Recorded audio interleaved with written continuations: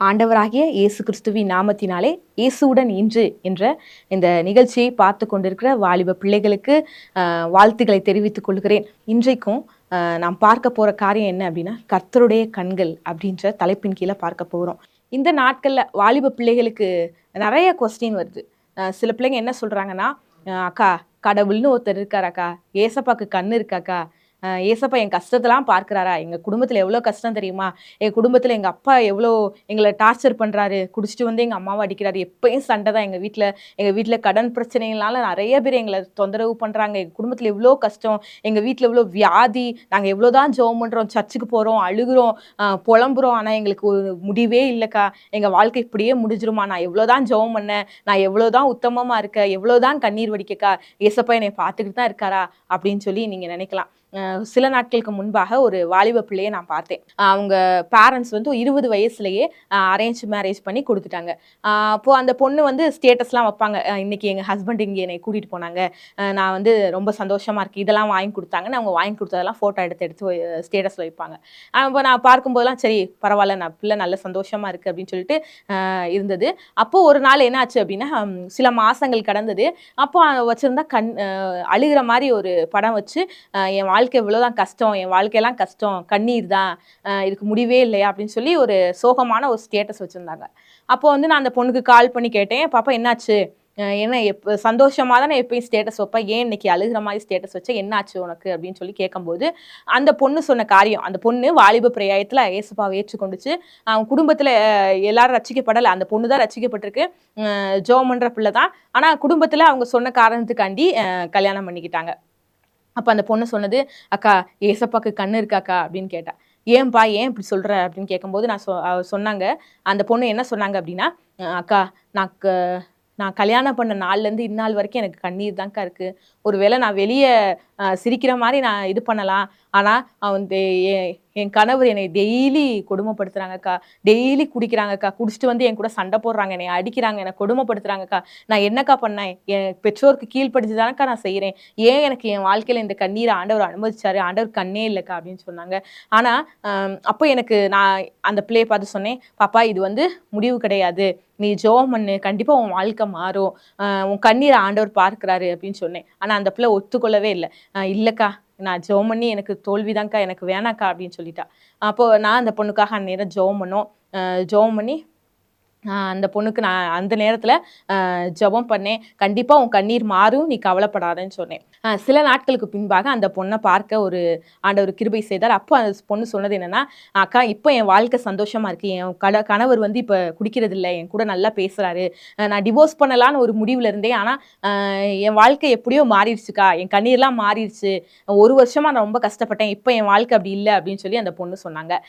இதே போலதான் நம்மளோட வாழ்க்கையிலையும் நம்ம படுகிற இந்த பாடுகள் இப்படிதானோ, என் வாழ்க்கை இப்படியே முடிஞ்சு போயிருமா, இதுக்கு ஒரு முடிவே இல்லையா, எங்க கண்ணீர் எங்க குடும்பத்தோட கண்ணீர் இப்படியே ஆயிருமா, என்னோட வாலிப நாள்ல நான் இந்த சின்ன வயசுல ஏன் இவ்வளவு கஷ்டத்தை அனுபவிக்கணும் அப்படின்னு நீங்க நினைச்சிட்டு இருக்கீங்களா? உங்களோட கஷ்டத்தை ஆண்டவர் பார்க்கிறாருங்க.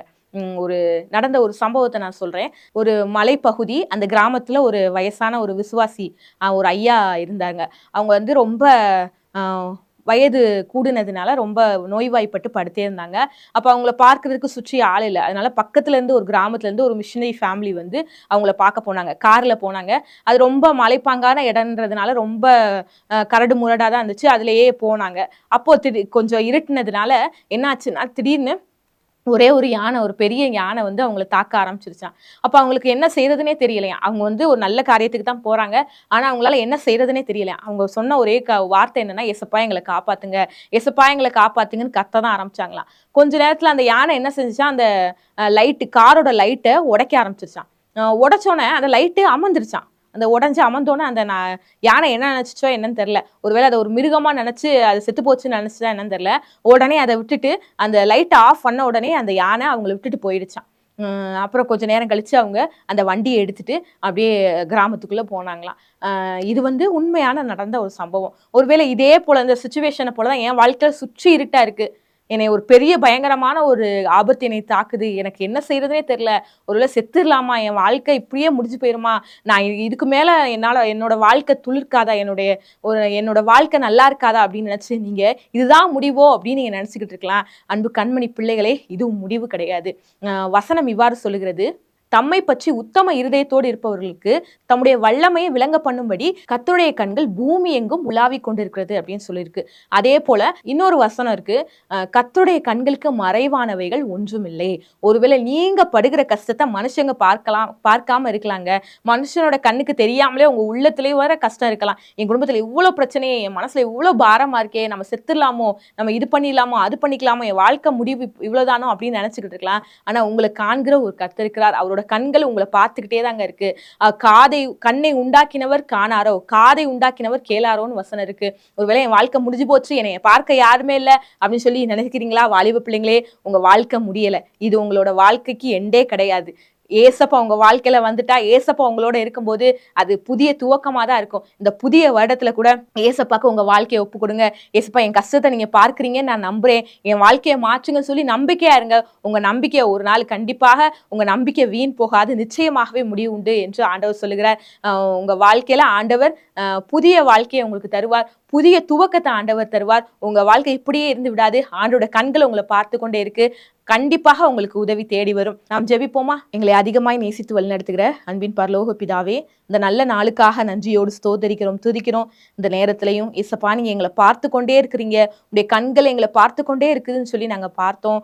ஒருவேளை இந்த நிகழ்ச்சியை பார்த்து கொண்டிருக்கிற பிள்ளைங்க வாழ்க்கையில யாரா இருந்தாலும் சரி, அவங்க வாழ்க்கையில இயேசப்பா, என் வாழ்க்கை எவ்வளோ கஷ்டமா இருக்கே, என் கண்ணீருக்கு முடிவே இல்லையா, நீங்க பாக்குறீங்களா என்னைய அப்படின்னு சொல்லி யாராவது கேள்வி கேட்கிறாங்கன்னா, ஆண்டவரே ஜெபித்து கொண்டிருக்கிறாங்கன்னா, அவங்களுக்கு கத்த நீங்க உதவி செய்யுங்கன்னு ஜெபிக்கிறோம். உங்களோட கண்கள் பூமி எங்கும் உலாவிக் கொண்டிருக்கிறது சொல்லி ஆண்டவரே நாங்க பார்க்கிறோம். உங்க கண்களுக்கு மறைவானது ஒன்றுமே இல்லைன்னு சொல்லி நாங்க பார்க்கிறோம். இயேசப்பா, நீங்க பார்த்து கொண்டிருக்கிறீங்க, சீக்கிரத்துல அவங்களுக்கு நியாயம் செய்வீங்க, சீக்கிரத்துல அவங்களுக்கு உதவி செய்வீங்கன்னு நாங்க நம்புறோம். இயேசப்பா, நாங்க விசுவாசிக்கிறோம். கத்த இந்த ஜெபித்து கொண்டிருக்கிற ஒவ்வொரு பிள்ளைகளுக்கும் கத்த நீங்க உதவி செய்யுங்க.